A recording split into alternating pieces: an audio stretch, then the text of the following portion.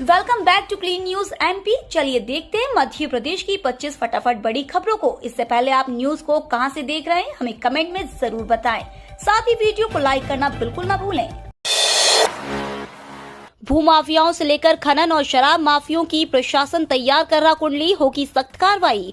शहर में एक बार फिर भूमाफिया से लेकर शराब और खनन माफिया सक्रिय हो गए हैं। शहर के छोटी बड़ी कॉलोनियों में अवैध प्लॉटिंग का काम जोरों पर हो रहा है। इधर शराब की कालाबाजारी और अवैध खनन का काम भी जबलपुर और इसके आसपास क्षेत्रों में फिर होने लगे हैं। इनके खिलाफ अब प्रशासन सख्त रवैया अपनाने जा रहा है। इससे जुड़े लोगों की कुंडली तैयार कर इन पर कार्रवाई करने के लिए प्रशासन ने तैयारी तेज कर दी है। कलेक्टर सौरभ सुमन ने प्रशासनिक अधिकारियों के साथ बैठक कर शहर और आसपास के क्षेत्रों में तेजी से पैर पसार रहे भूमाफियाओं से लेकर खनन और शराब माफियाओं के खिलाफ कार्रवाई करने के निर्देश दिए। एमपी सरकार की अच्छी पहल, अब सरकारी निर्माण कार्यों की गुणवत्ता पर नजर रखेगी क्वालिटी कंट्रोल सेल। लोक निर्माण विभाग द्वारा किए जाने वाले निर्माण कार्यों की गुणवत्ता पर सरकार गहराई से नजर रखेगी। विभाग ने लोक निर्माण मंत्री गोपाल भार्गव के निर्देश पर क्वालिटी कंट्रोल सेल का गठन किया है। सेल की अध्यक्षता लोक निर्माण विभाग के सचिव करेंगे, यानी वे इसके प्रमुख होंगे। लोक निर्माण विभाग के प्रमुख सचिव सुखवीर सिंह ने बताया कि क्वालिटी कंट्रोल सेल निर्माण कार्यों की गुणवत्ता नियंत्रण के साथ समय सीमा में कार्य पूर्णता पर नजर रखेगी। साथ ही समय समय पर गुणवत्ता नियंत्रण के लिए तकनीकी सर्कुलर भी जारी करेगी। इंदौर में सोयाबीन के दाम में गिरावट, सेब के भाव भी घटे। इंदौर में कल के मंडी भाव की बात करें तो कल अनाज और सब्जियों के दाम में बदलाव देखने को मिला है। सोयाबीन के दाम बीते दिनों 1500 से ऊपर बने हुए थे, जो आज 1300 रुपए पर पहुंच गए हैं और कुछ सब्जियों के दाम में भी गिरावट देखी गई है। इसके अलावा यहां आपको दलहन, तिलहन, गेहूं, सोयाबीन, मक्का, मूंग, चना, मसूर, सरसों और सब्जी के भाव भी मिलेंगे, जो कि सोयाबीन 1350 से 5550, गेहूं 2200 से 2980, गेहूं सुजाता 2500, मक्का 2000 से 2200, डॉलर चना 3300 से 14000, देशी चना 4190 से 5490, चना काचा 3100 से 6400, मसूर 4200 का भाव चल रहा है। 748 करोड़ रुपए की 6 महत्वपूर्ण परियोजनाएं स्वीकृत, सीएम शिवराज ने अधिकारियों को दिए निर्देश। मध्य प्रदेश में विकास कार्य को समय सीमा में पूरा करने के निर्देश देने के साथ ही अब सीएम शिवराज द्वारा बृहद परियोजनाओं के कार्य तय समय सीमा और गुणवत्तापूर्ण पूरा किया जाए, इसके निर्देश दिए गए हैं। सीएम शिवराज द्वारा जल संसाधन विभाग की 6 बृहद परियोजनाओं की स्वीकृति की अनुशंसा की गई। इसके लिए 38,470 हेक्टेयर क्षेत्र में सिंचाई क्षमता में वृद्धि हो सकेगी। बिजली चोरी रोकने के लिए कंपनी ने बनाई योजना, लगाए जाएंगे करोड़ों के स्मार्ट मीटर। मध्य प्रदेश में बिजली चोरी के मामलों में बढ़ोतरी होती जा रही है। इसकी भनक किसी को भी नहीं लगती है कि कब कैसी व्यक्ति बिजली चोरी कर लेता है, लेकिन अब ऐसे मामले सामने आते हैं तो फिर भारी जुर्माना भुगतना पड़ जाता है। बिजली चोरी से निजात पाने के लिए और उसे रोकने के लिए पूर्व क्षेत्र कंपनी ने स्मार्ट मीटर लगाने की योजना बनाई है। इसको लेकर कंपनी ने मध्य प्रदेश विद्युत नियामक आयोग से मंजूरी मांगी थी, जिसको लेकर जन सुनवाई की गई। यूजी फर्स्ट ईयर की पूरक और विशेष परीक्षा 16 जनवरी से 10 दिन में रिव्यू रिजल्ट होंगे जारी। देवी अहिल्या विश्वविद्यालय ने यूजी फर्स्ट ईयर की पूरक व विशेष परीक्षा को लेकर तैयारियां शुरू कर दी है। जनवरी दूसरे सप्ताह में परीक्षा रखी है, मगर इसे पहले बीए, बीकॉम और बीएससी के रिव्यू रिजल्ट जारी करना है। मूल्यांकन केंद्र को 10 दिनों का समय दिया गया है। अधिकारियों के मुताबिक 16 जनवरी से परीक्षा करवाने पर जोर दिया है। परीक्षा के लिए केंद्र 5 जनवरी तक बनाए जाएंगे। राष्ट्रीय शिक्षा नीति के तहत यूजी फर्स्ट ईयर की मुख्य परीक्षाएं अगस्त में खत्म हुई। महीने भर के भीतर बीए, बीकॉम और बीएससी सहित अन्य यूजी कोर्स का रिजल्ट जारी किया। इंदौर सराफा बाजार में सोने और चांदी के रेट बढ़े। चीन में कोरोना के बढ़ते प्रकोप के चलते शेयर मार्केट में अस्थिरता दिखाई दी। ऐसे में निवेशकों का ध्यान बुलियन वायदा मार्केट पर जाने से सोने और चांदी की कीमतों में एक तरफा तेजी की स्थिति बनी हुई है। कामेक्स वायदा पर निवेशकों के साथ ही सटोरियों की सक्रियता बढ़ने लगी है। दरअसल आगे क्रिसमस की वजह से विदेशी बाजार बंद रहेंगे, इस कारण भी निवेशकों और ज्वेलर्स की खरीदारी बढ़ गई है। इसके चलते बुधवार को कामेक्स पर सोना $14 उछलकर $1,819 प्रति ऑन्स और चांदी 54 सेंट बढ़कर $24.29 प्रति ऑन्स पर पहुंच गई, जिसका प्रभाव भारतीय बाजारों पर भी देखा गया।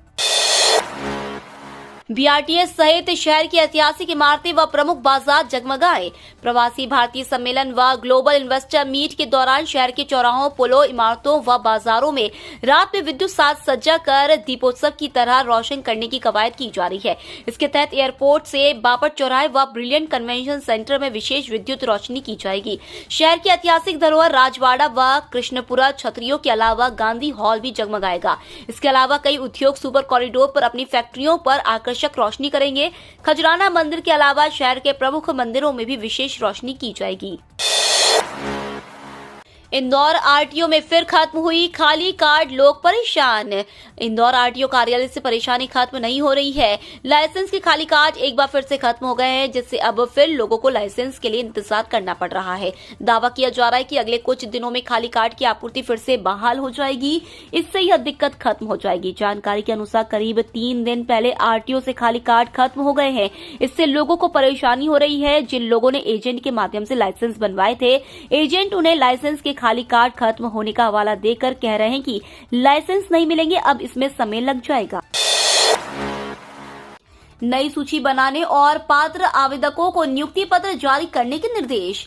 मध्य प्रदेश हाईकोर्ट ने उच्च माध्यमिक शिक्षक पात्रता परीक्षा 2018 में आरक्षित वर्ग के उन उम्मीदवारों की नई सूची तैयार करने के निर्देश दिए हैं जिन्होंने कट ऑफ से अधिक अंक पाकर अनारक्षित वर्ग में स्थान बनाया है। न्यायमूर्ति मोनिंदर सिंह भट्टी की एकल पीठ ने अपने अंतरिम आदेश में व्यवस्था दी है कि उक्त अभ्यर्थियों के अंकों की जांच करने के बाद नए सिरे से सूची बनाए और पात्र उम्मीदवारों को नियुक्ति पत्र जारी करे। समय शिखरजी तीर्थ को पर्यटन स्थल घोषित करने के खिलाफ भोपाल में जैन समाज ने निकाली मौन रैली। जैन महातीर्थ श्री समय शिखरजी को पर्यटन स्थल बनाने को लेकर भोपाल सहित देश भर के जैन समाज में नाराजगी है। इसके विरोध में राजधानी का सकल जैन समाज द्वारा बुधवार को मौन रैली निकाली जा रही है। इसके साथ ही शहर में संपूर्ण जैन समाज के करीब 10,000 कारोबारियों ने अपने प्रतिष्ठान बंद रखे। समाज के बच्चे स्कूल व कॉलेज भी नहीं गए हैं। इमामी गेट चौराहे पर दोपहर 12 बजे हजारों जैन धर्मावलंबियां एकत्रित हुए और विशाल धर्म सभा हुई। कृष्णपुरा छतरियों के शिखर के स्वर्ण कलश चोरी, धरोहरों के सहजने के दावे फेल। विदेश से आ रहे मेहमानों के सामने जिन होलकर कालीन छतरियों को शहर की पहचान के तौर पर पेश किया जाएगा, उन्हें सहजने में जिम्मेदार नाकाम नजर आ रहे हैं। कृष्णपुरा स्थित होलकर छतरियों के शिखर से स्वर्ण कलश चोरी हो चुके हैं।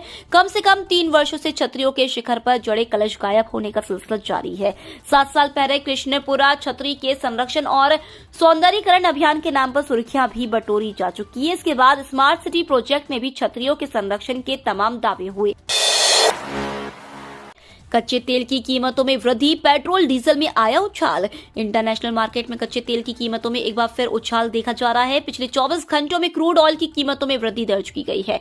WTI में 1.20% की वृद्धि के साथ ही $76.09 बैरल तक पहुंच चुका है। वहीं ब्रेंट क्रूड की कीमत 0.23% की वृद्धि के साथ $80.17 प्रति बैरल पर कारोबार कर रहा है। देश के महानगरों में इसका कोई असर नहीं हुआ है। आज भी राजधानी दिल्ली में पेट्रोल की कीमत ₹96.72 प्रति लीटर है और डीजल ₹89.62 प्रति लीटर में बिक रहा है। 2023 में फिर कर्मचारियों की सैलरी में आएगा बम्पर उछाल, डीए के साथ बढ़ेंगे कई भत्ते।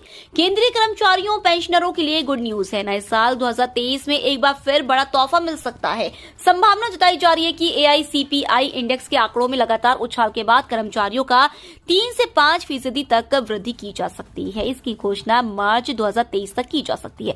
वहीं से जनवरी से लागू किया जा सकता है। हालांकि अभी आधिकारिक पुष्टि होना बाकी है। दरअसल केंद्र सरकार द्वारा कर्मचारियों का महंगाई भत्ता और महंगाई राहत दोनों को साल में 2 बार जनवरी और जुलाई में संशोधित किया जाता है। 2022 में यह रिवाइज किया जा चुका है। अब 2023 में इसका ऐलान होने की संभावना है। कर्मचारियों के लिए अच्छी खबर, अनुकंपा नियुक्ति, वेतन विसंगति और पेंशन पर अपडेट। मध्य प्रदेश के बिजली कर्मचारी अधिकारियों के लिए बड़ी खबर है। मध्य प्रदेश ऊर्जा मंत्री प्रद्युमन सिंह तोमर का बड़ा बयान सामने आया है। ऊर्जा मंत्री ने कहा है कि बिजली कंपनियों में नई नियुक्तियां जल्द की जाएंगी। कार्यालयीन संरचना का नया प्रस्ताव विभाग में विचाराधीन है।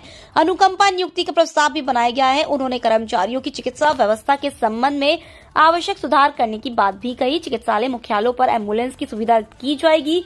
कर्मचारी संगठनों के साथ MD नियमित अंतराल के साथ बैठक कर उनकी समस्याओं का निराकरण करेंगे।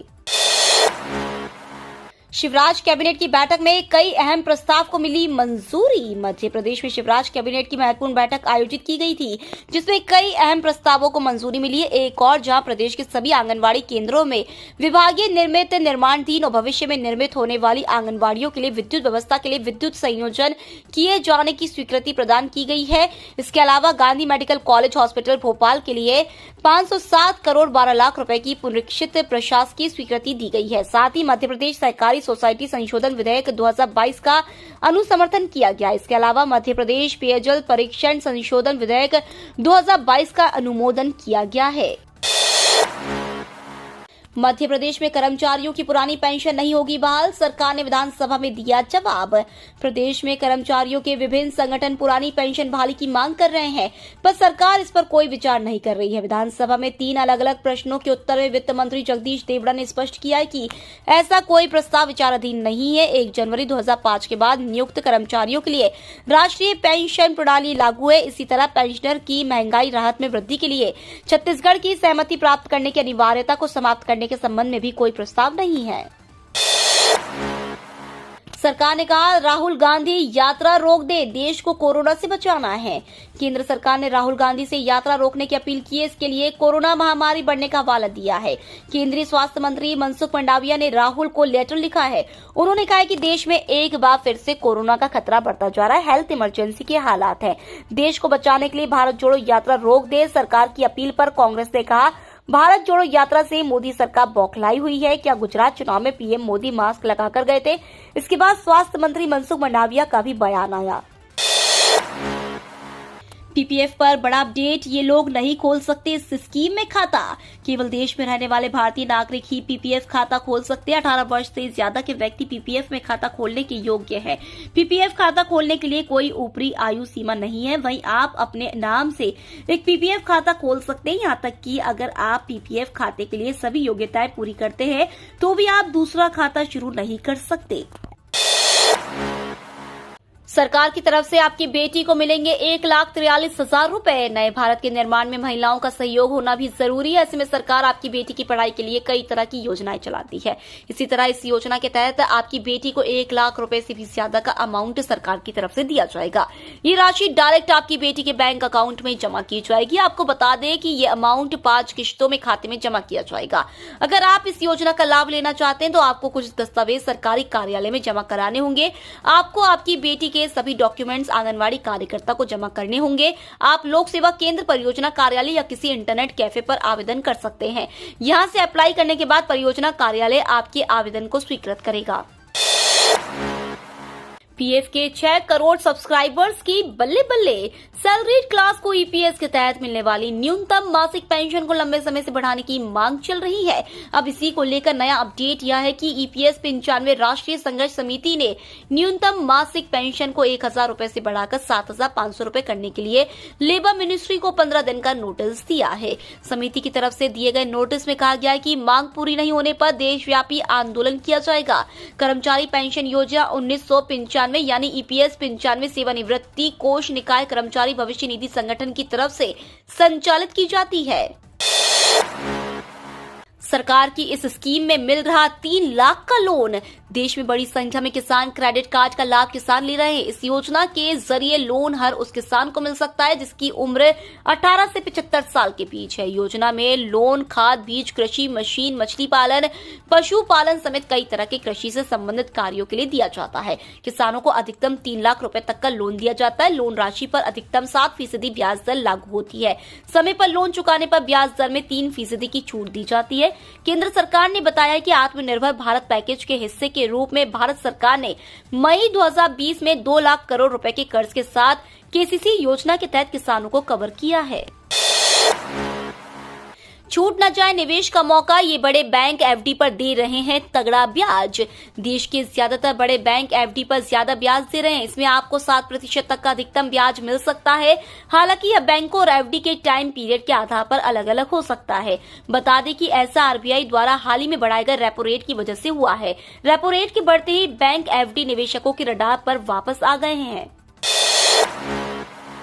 एमपी की पूर्व सीएम उमा भारती ने खड़गे को दी नसीहत। कांग्रेस अध्यक्ष खड़गे के बयान पर एमपी की पूर्व सीएम उमा भारती ने कहा कि कांग्रेस की स्थिति देश भर में खराब हो गई है। पूरे देश में कांग्रेस अपने अंत की ओर है। जब पार्टी का अंत आता है तो उसके सारे नेता बौखला गए हैं। संयम, नियम, कायदे, संस्कार सब भूल गए। खास करके खड़गे जैसे संस्कारी नेता भूल गए। मुझे खुद उनके इस बयान से आघात पहुंचा है। उन्हें तुरंत माफी मांग लेना चाहिए। इससे उनका बड़प्पन और बढ़ेगा, घटेगा नहीं। वहीं उमा भारती ने शराब नीति पर सवाल उठाते हुए कहा कि यह बहुत खराब नीति है। भारतीय टीम में बदलाव तय। दूसरे टेस्ट में इस खिलाड़ी को मिल सकता है डेब्यू का मौका। भारत और बांग्लादेश के बीच दूसरा और आखिरी टेस्ट मैच आज से मीरपुर के शेरे बांग्ला स्टेडियम में खेला जाएगा। टीम इंडिया 2 मैचों की सीरीज में 1-0 से आगे है और उसके पास क्लीन स्वीप का मौका है। टेस्ट चैंपियनशिप के तहत खेली जा रही यह सीरीज भारत के लिहाज से बेहद अहम है और अगर उसे फाइनल के रेस में बने रहना है तो हर हाल में जीत दर्ज करनी होगी। हालांकि इन सबके बीच भारतीय टीम अपने खिलाड़ियों की चोट से परेशान है और इसकी वजह से उसे लगातार अपनी एकादश और कप्तानी में भी बदलाव करना पड़ रहा है। ये तो थी आज की 25 फटाफट बड़ी खबरें। अगर आपको न्यूज पसंद आई हो तो चैनल को सब्सक्राइब करना ना भूले। धन्यवाद।